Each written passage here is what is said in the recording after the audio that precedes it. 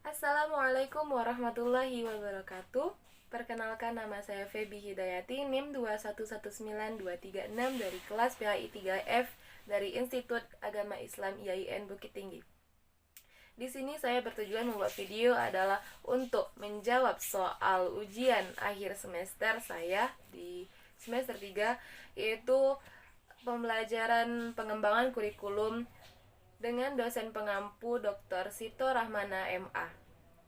Baiklah, soal yang pertama yaitu sudah dijelaskan dalam Undang-Undang Nomor 20 Tahun 2003 kurikulum adalah seperangkat rencana dan pengaturan mengenai tujuan, isi, dan bahan pelajaran serta cara yang digunakan sebagai pedoman penyelenggaraan pembelajaran untuk mencapai tujuan pendidikan tertentu. Jadi, pertanyaannya adalah, apakah kurikulum itu dibuat sebagai dasar standarisasi atau target pendidikan? Dan apabila waktu pelaksanaan proses belajar mengajar terbatas, maka bagaimana cara membagi waktu agar semua kompetensi dasar dalam kurikulum dapat disampaikan semua dengan baik? Baik, yang pertama adalah apakah kurikulum itu dibuat sebagai dasar standarisasi atau target dari pendidikan? Jawaban saya adalah ya, karena kurikulum adalah standar dari pendidikan dan di setiap tujuan kurikulum atau perubahan kurikulum adalah tujuan dari pendidikan itu sendiri di setiap tahunnya. Selanjutnya adalah apabila waktu pelaksanaan proses belajar mengajar terbatas, maka bagaimana cara kita membagi waktu agar semua kompetensi dasar dalam kurikulum dapat disampaikan semua dengan baik? Jawaban saya adalah jikalau memang waktu pelaksanaan proses belajar mengajar itu terbatas, kita sebagai seorang pendidik harus berpandai-pandai meluangkan waktu untuk diri kita sendiri atau untuk peserta didik. Contohnya, kita bisa membagi waktu di waktu luang, di waktu weekend, belajar tambahan atau membuka les privat. Gunanya adalah di sana, walaupun les privat, kita dapat membagi pelajaran tambahan atau membagi pelajaran lainnya agar semua kompetensi kurikulum tersebut tercapai. Selanjutnya soal nomor 2. Indonesia telah mengalami pergantian kurikulum dalam rentang waktu yang cepat. Uniknya, setiap berganti menteri pendidikan berganti pula kurikulumnya. Ada kurikulum berbasis kompetensi atau KBK, ada kurikulum tingkat satuan pendidikan atau KTSP, dan ada kurikulum 2013. Dan sekarang dikembalikan lagi kepada KTSP. Jadi, pertanyaannya yaitu, menurut saudara, apa dampaknya terhadap sistem pembelajaran dengan dilakukan pergantian kurikulum terus-menerus? Lalu, apakah keadaan pandemi sekarang kurikulum mengalami perubahan juga? Dan kenapa Menteri Pendidikan tidak menetapkan saja satu kurikulum utuh tanpa harus diganti?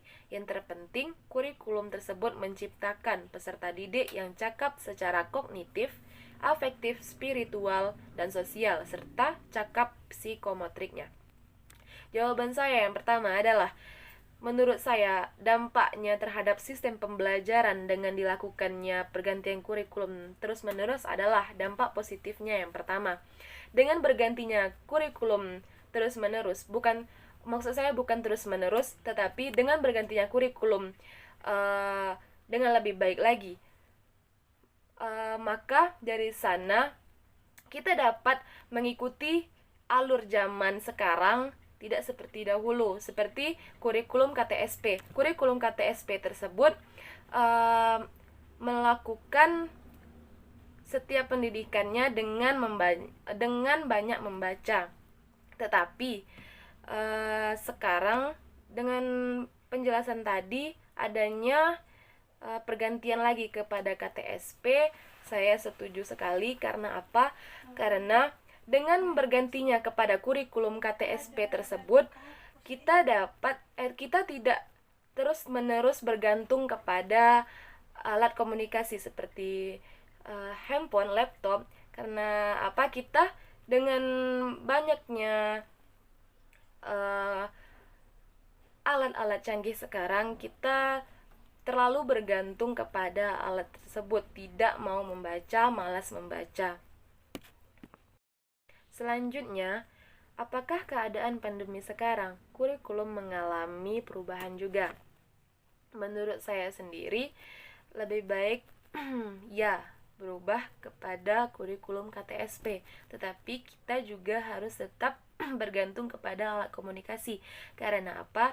Karena keadaan yang menyulitkan kita, tidak bisa bertatap muka.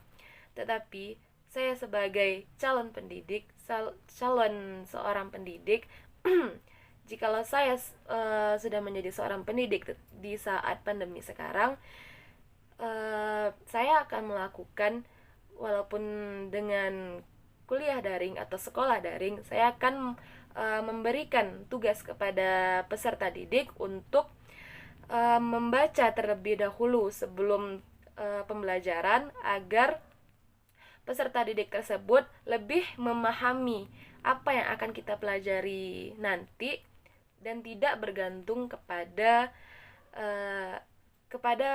seorang pendidik tersebut untuk menjelaskannya. Selanjutnya adalah mengapa Menteri Pendidikan tidak menetapkan saja satu kurikulum tanpa harus diganti. Menurut saya adalah alasannya karena adanya arus global di Indonesia yang terus-menerus maju. Soal selanjutnya yang ketiga adalah pengembangan kurikulum harus didasarkan pada landasan dan prinsip pengembangan yang berlaku agar pengembangan kurikulum dilaksanakan sesuai dengan tujuan pendidikan nasional. Pertanyaannya adalah, menurut saudara, apakah ada sosialisasi kurikulum dalam melaksanakannya? Jika ada, apakah sudah terjangkau untuk seluruh pelaku dan pelaksanaan pendidikan? Lengkapi jawaban dengan contoh yang jelas. Menurut saya yaitu ada sosialisasi setiap kurikulum. Mengapa? Seorang pendidik di setiap pendidikan, mereka harus bersosialisasi dalam pengembangan kurikulum di setiap daerahnya.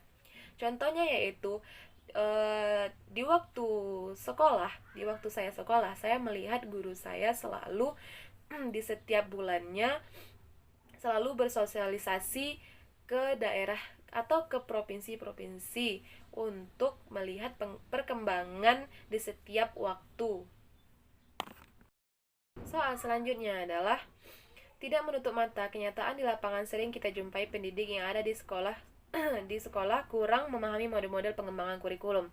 Padahal pemahaman tentang kurikulum merupakan salah satu unsur kompetensi pedagogik yang harus dimiliki oleh seorang pendidik.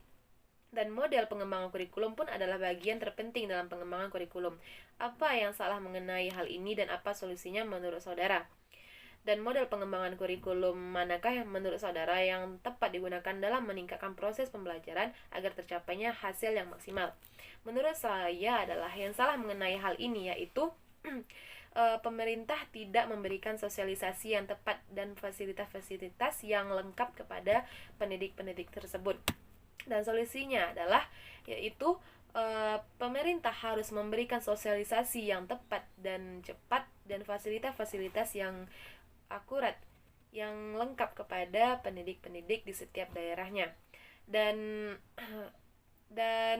pengembangan kurikulum manakah yang saya pilih, yaitu kurikulum 2013.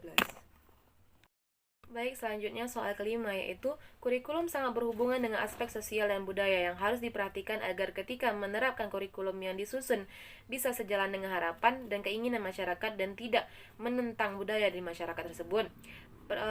Soalnya itu, bagaimana pendapat saudara kita yang sekarang berada di tanah Minangkabau? Apakah bisa bahasa Minangkabau dimasukkan sebagai mata pelajaran wajib di sekolah? Menurut saya sendiri, mengenai bisakah dan wajibkah bahasa Minangkabau dimasukkan kepada pelajaran wajib di sekolah, menurut saya tidak. Mengapa demikian?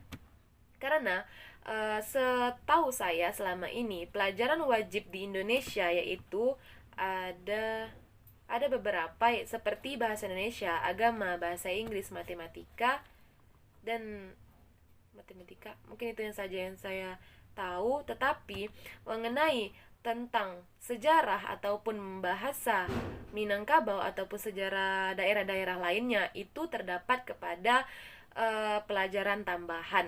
Dan mungkin selama ini saya tidak melihat adanya pelajaran wajib mengenai bahasa-bahasa daerah ataupun sejarah-sejarah daerah masing-masing dari kita. Baiklah, mungkin itu saja yang dapat saya jawab dari ujian pengembang kurikulum ini. Lebih kurang saya mohon maaf. Wabillahi taufik wal hidayah. Wassalamualaikum warahmatullahi wabarakatuh.